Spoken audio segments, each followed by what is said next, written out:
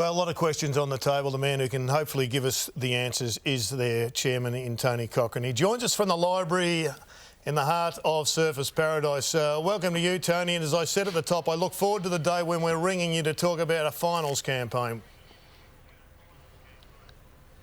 Yeah, that'd be nice. I'll take that call every day of the week. Tony, I saw you after the match. There was some vision of you with one other gentleman, and I was just wondering what you were actually thinking after what I described as the 3 Ls, a lamentable, a lazy and a laconic performance. How were you feeling at this particular moment? If I was allowed to say shithouse on TV, I'd say I was feeling completely and utterly shithouse. Yeah, well, you're not allowed to say that, so if you could expand on that, could you help us there with maybe a bit more detail?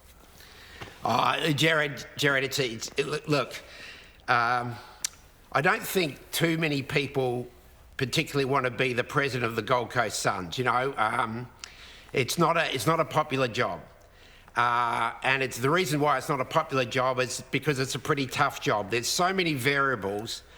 Some of which I heard the four of you just discussing a moment ago, that make the Gold Coast Suns a particularly difficult work in progress. But it certainly is a work in progress that I intend to see out. I intend to stick the course. We're here for the long haul. Yes, it's difficult. Yes, what we've served up on a few occasions this year is rubbish, but you don't throw the baby out with the bathwater. Well, not where I come from. You dig in, you go again, you find a better way, you keep working hard, you keep waking up every morning thinking what you can do to make the place better, thinking what you can do to right the wrong, and you push on. That's the only way. There is no other way, so there's no magic bullet. Is it reasonable, Tony, for us to have a greater expectation for your football side, only 11 years into the formation? Is it reasonable for us to sit back now and have a look at your list and expect them to be more competitive than they are at this time? Well, I think it's reasonable, so I'll certainly allow you to feel it's reasonable, Gary. But it's, I guess, the frustration at the moment, which you're the media side of, but within the club too. The frustration is our huge inconsistency. You know, there has been games this year where I really thought this is what we were looking for. We're now actually coming. This is the right path. You know, the Sydney game, the Hawthorn game, the Collingwood game down at the MCG, which, you know, in my 6 years as being president, that's the only second time I've ever seen us have a win at the MCG. So you have moments, we've had moments this year where I really felt, you know, this is now starting to gel. This is coming together. I can start to see what we've been talking about for the best part of 2.5 years. And then you see the underconfidence and the very ordinary performance we turned up with, not only last week, but the week against Freo as well, where, you know, we were insipid, to be honest, against Freo. That was really low. But there, you know, there's enough pressure on, and it's not easy to come out with all the right answers quickly enough, but we're trying. Tony, how do you define success as a football club?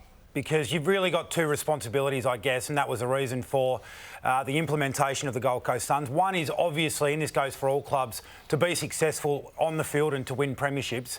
And the other, for you guys specifically, is to grow the game in an emerging market. So how do you define success as a football club? Well, as you know, Rui, because you come from a club that's got, 130 years of history and you've won one. So they're not exactly easy things to take off the shelf. So that's certainly a very big part of our job. We want to be in the competition to win premierships. That might sound like a stupid statement coming from somebody in my position at the moment, but the moment we stop believing that, we may as well pack up and go home. I think we've got two other really critical things that we've probably been overburdened with, to be truthful. One is that we're trying to grow the game in a brand new market that is a huge growth market, so it makes all the sense in the world for the AFL to be here. When they started the Suns, the population of the Greater Gold Coast region was about 305,000. This year it's over 660,000. By 2032 it'll be well over 1 million. So it's a perfect growth market for the AFL industry in what is the third biggest advertising market, Southeast Queensland in Australia. The third thing that we've had to overcome is we have started that market in a dead set NRL heartland. Now, we're winning that war, slowly but surely, but that has added to our workload. It's added to a dimension, it's added to a strain on our club that we simply don't have. We have the smallest finances in the AFL industry of the 18 clubs, yet we still have to take on all of that. We manage our own ground. Us and Geelong are the only two that do that. It's a hell of a task. I tell you what, there's not too many people at the Gold Coast Suns who are, sitting around wondering what they're going to fill their day in with. Well, is it too hard, Tony, then? I mean, if you've got all these things that seem to be insurmountable. I missed that. Is it too hard? You're sitting Gary, there. I missed the start of that. Yeah, I'm just saying, is it too hard? You're saying how much of a challenge it is up there for you and how much of these issues that we may not be aware of. What you're serving up in the second half of every season over the past 4 years, in your own words, is insipid footy. So no matter how many people you're attracting to the game, all you're doing at the moment in the second half of years is giving them the chance to turn away.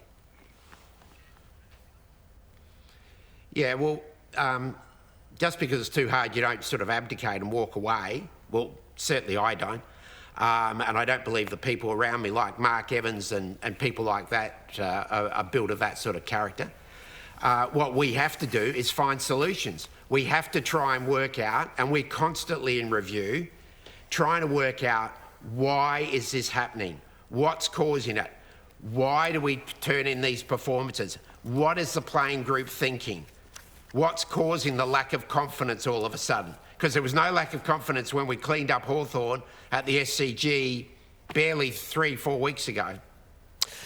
Can I ask you, Tony, your view on the accepted wisdom down here, saying that this is the really pivotal, most important 12 months in the history of the Suns, because you have a lot of young talent there signed up until the end of 2022. They'll be making up their minds about the club and about their future on the Gold Coast. Is that a fair assessment of where you're at the present time, and you must show improvement over the next 30-odd matches? Well, there's two parts to that question, Jared. Firstly, must we show improvement? Of course we must. If you think there's anybody at the Gold Coast Suns who's enjoying being in the position we're in again at the moment, 16th on the ladder, then you're on drugs. So, yes, we must show improvement. The second part of your question is you're addressing what has happened to us in the past with players leaving. And let's face it, if all those players were still there, we'd have a hell of a side. But what we've tried to do in this time around over the last 3 years is across drafts, we've tried to pick players that we believe are going to gel together and want to be here together and want to do it together and want to grow together. And I truly believe, and speaking a lot to those players, that they really are happy to be here. They love being at the club, and they are just as keen for us to find success, not only for themselves, but for our young club as well. They see the challenge, and this group have bonded like no other group, certainly in my time at the Gold Coast Suns. Yep. So I don't have the fear of the go-home factor this time around. Certainly when I arrived, that was, you could smell it. It was hanging off the walls.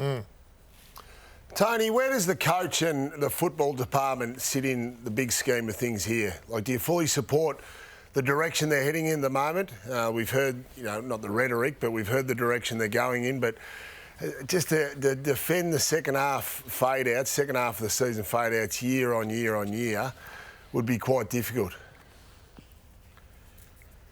No, it's not difficult, Brownie. It's impossible. You can't keep defending these fade-outs. We're now in the 4th year under Stuart, and we expect to see a strong finish to the season. But let's not gild the lily. The coach, the director of football, the CEO, the president, we're all under pressure. We're all under the pump. And we need to be, because look at what we're serving up. It's not good enough. And that's a whole of club problem. That's a club problem for every player in the club. It's a problem for everybody associated with the club. You just can't hang it on one person, whoever the one person you choose to hang it on. What about Stuart, though? Because ultimately in every AFL club, it falls back onto the coach. He's the one that has to wear it. He's the public figure. And if performances don't stack up and start to become more consistent, because we've seen the effort. I commentated the game 3 weeks ago against Collingwood, and the effort was fantastic. 3 weeks later, with a side that was slightly older than that team against Collingwood, they were insipid. Well, yeah, I'm sure Stewie's more than acutely aware that he's, got all the pressure in the world on him at the moment. But what we've got to do with Neil Craig and others, we've got to get around him, and we've got to try and get him through this period and see him out the other side with a degree of success in the back end of our season. That's our circumstance at the moment, and that will stay our circumstance until the end of this year when we know how we're standing.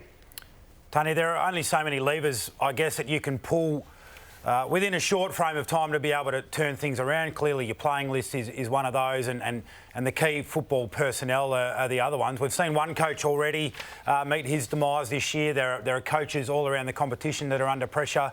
Is it incumbent on you as a president to seek out some of the huge football names that have coaching experience and are also massive figures in the game, like Nathan Buckley, like Michael Voss, like James Hird, as possible inclusions into your football department?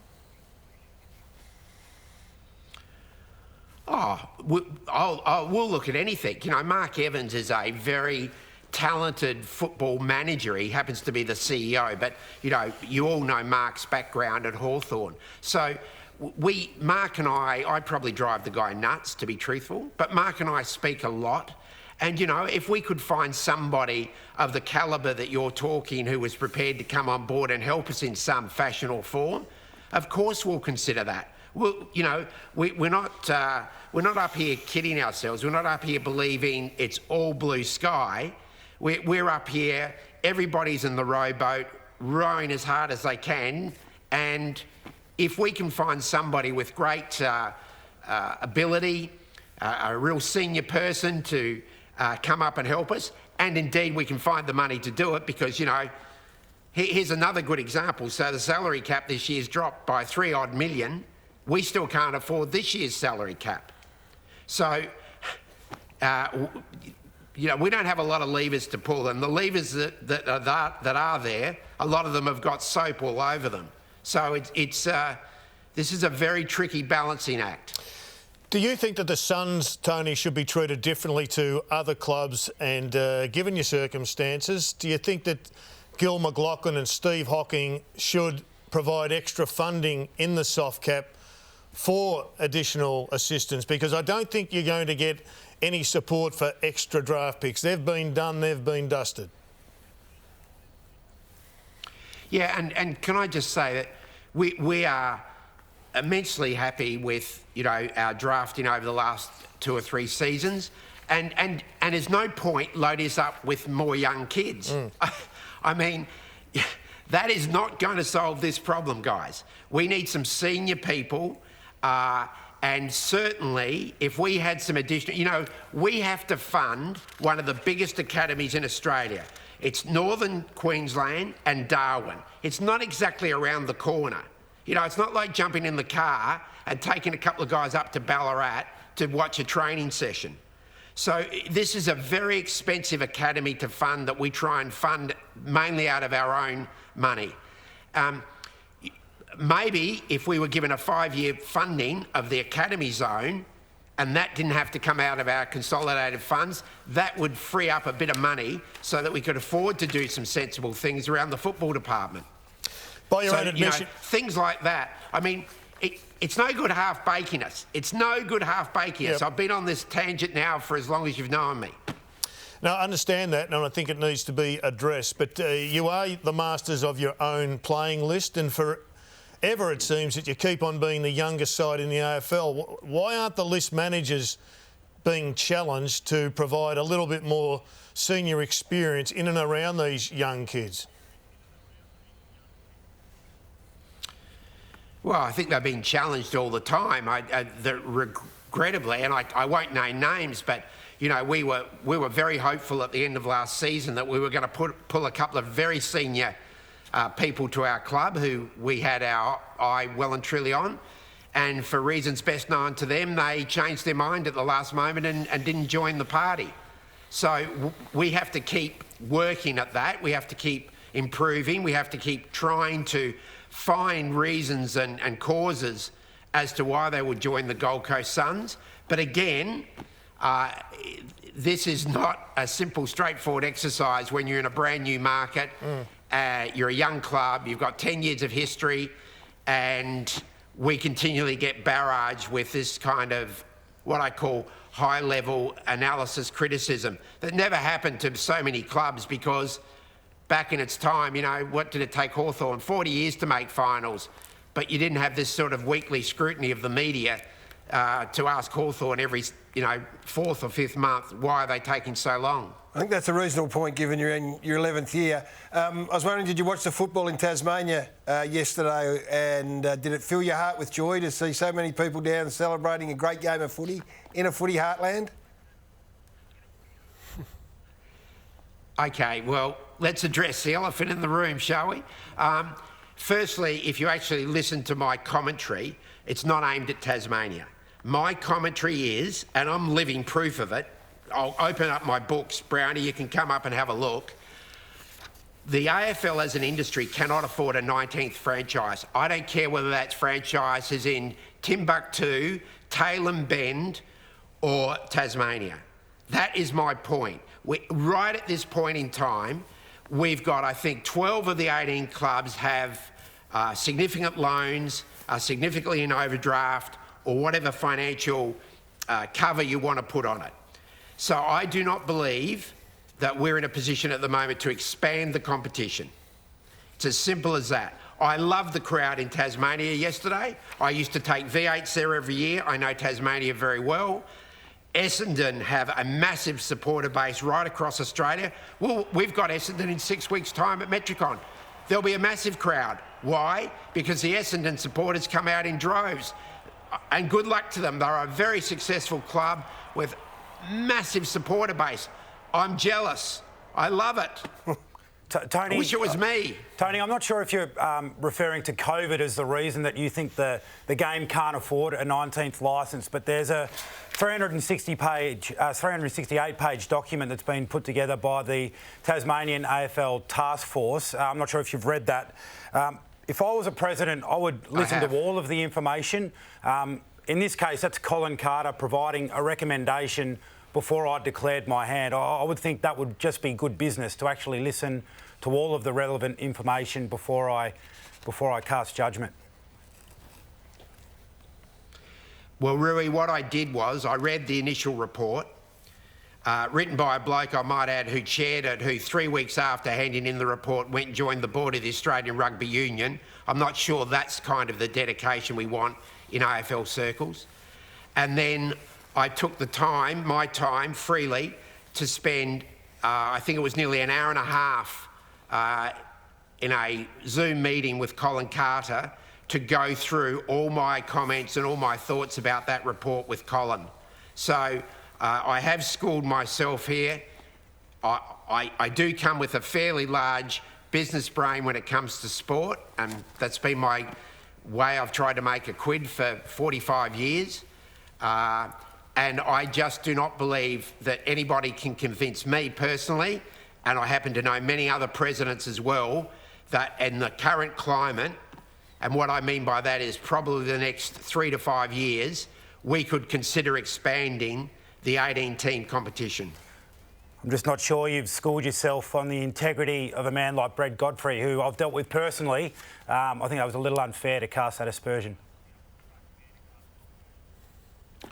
That's fair enough, and that's your call. I'm equally allowed to make a call because there's plenty of people in Tasmania at the moment making all sorts of calls about me, and I'd suggest that 99.997% of them have never met me.